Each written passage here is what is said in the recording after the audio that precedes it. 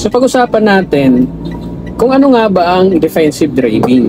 Paano nga ba tayo magiging isang defensive? Nandyan yung threat, nandyan yung provoking from other motorists. So paano ba natin siya i-handle? Actually guys, defensive driving, this is emotional aspect. So ang pagiging isang driver, para matutunan natin kung paano tayo maging isang defensive, it comes from, so magmumula yan sa sarili talaga natin. Yung driving skill, nandyan na yan. Kung matagal ka na nagdadrive, baka lahat ng mga tricks sa pagdadrive ay nagagawa mo na. Pero the fact na ginagawa mo yung skill mo, you have also to be defensive. Dahil ang pagiging defensive, it comes from ourselves.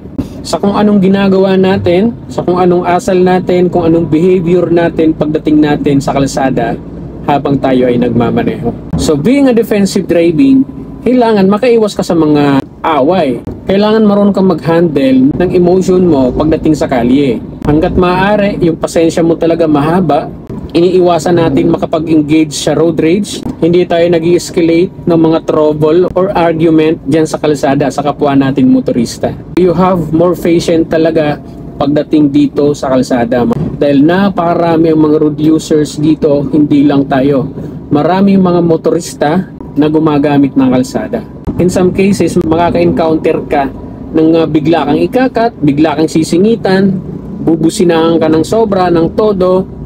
So, nandun yung nandun yung eager mo na gustong-gusto mo rin gumante. Hindi pumali siya, normal reaction niya. Syempre, emotion yun, tao tayo, nakakaramdam tayo ng hines. Yan ang pinakamahirap na parte sa isang tao, yung emotion natin.